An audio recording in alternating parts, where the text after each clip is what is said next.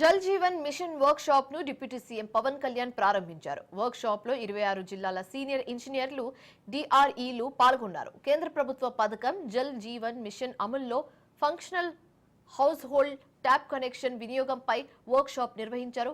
ఒకరోజు work shop లో 26 జిల్లాల్లోని నీటి పారుదల సదుపాయాలు, వినియోగకరమైన నీటి వనరులపై సమీక్ష నిర్వహించారు. అలాగే deputy CM Pawan Kalyan water system నమూనాలను పరిశీలించారు. అసలు 2019లో కేంద్ర ప్రభుత్వం దీనిని ప్రతి రాష్ట్రాలకి మీకు ఎంతెంత అవసరాలు ఉన్నాయని, మీ నీటి అవసరాలకి ఎంత కావాలి మీకు డబ్బులను అడిగితే ఉత్తరప్రదేశ్ 1,5 కోట్లు అడిగింది, మధ్యప్రదేశ్ 83,000 కోట్లు అడిగింది, కేరళ 45,000 కోట్లు అడిగింది. వీటన్నిటిలో కూడా మీరు కేరళని తీసుకుంటే మనకంటే చాలా చాలా చిన్న రాష్ట్రం. అలాంటి కేరళ 45,000 కోట్లు అడిగితే గత ప్రభుత్వం 26,000 కోట్లు మాత్రం అడిగారు. మంజూరు చేసింది 4,787.10 కోట్లు. గత ప్రభుత్వం ఏం చేసిందంటే 4,000 కోట్లు కూడా కంప్లీట్గా కేంద్ర ప్రభుత్వం నిబంధనలకు వ్యతిరేకంగా చేసి పైపులు కొనేశారు.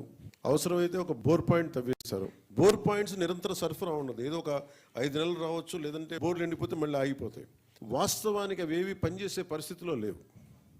సో దిస్ ఇస్ 4,000 కోట్లు దుర్వినియోగం అయిపోయినట్టుగా మనం భావించవచ్చు.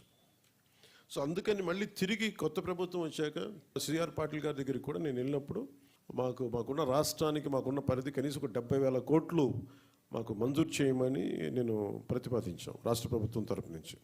ఎందుకు మీకు 70,000 కోట్లు ఖర్చు అవుతుంది, అది మొత్తం వివరాలు ఇవ్వమంటే మేము దాన్ని ఆ పనిలో ఆ క్రమంలో ఉన్నాం. ఐ థింక్ అది జలశక్తి మినిస్టర్ గారికి దీన్ని ప్రతిపాదన పంపిస్తాం.